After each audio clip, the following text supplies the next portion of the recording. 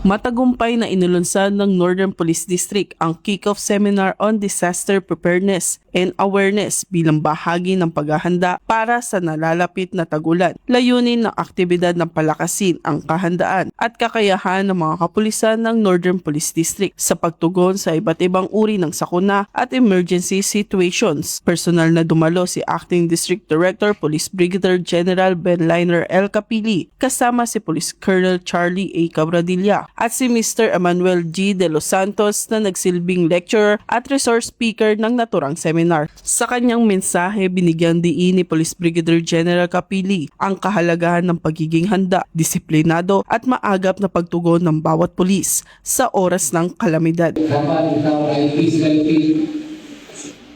Dapat ikaw ay skills. Kasi ikaw yung haharap sa community, haharap ka sa mga tao. Kung wala kang sapat na kaalaman, kakayahan, at sapat na physical na lakas, paano ka makakapagtrabaho ng mga tao?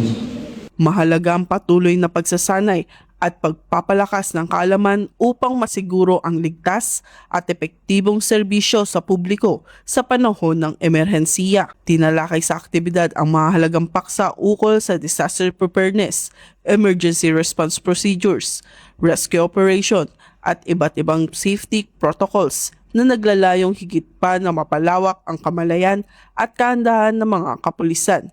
Ang gawaing ito ay patunay ng patuloy na dedikasyon ng Northern Police District sa pagpapalakas ng kahandaan, disiplina at kakayahan ng bawat alagad ng batas tungo sa mas epektibong paglilingkod at pagprotekta sa mamamayan sa oras ng pangangailangan. Dahil ito ang bagong PNP, para sa bagong Pilipinas, serbisyong mabilis, tapat at nararamdaman. Mula rito sa Barangay Longos, Malabon City, ako po ang inyong PNN Correspondent, Patrolwoman Glycelan Esperanza, alagad ng batas, tagataguyod ng Balitang Pulis.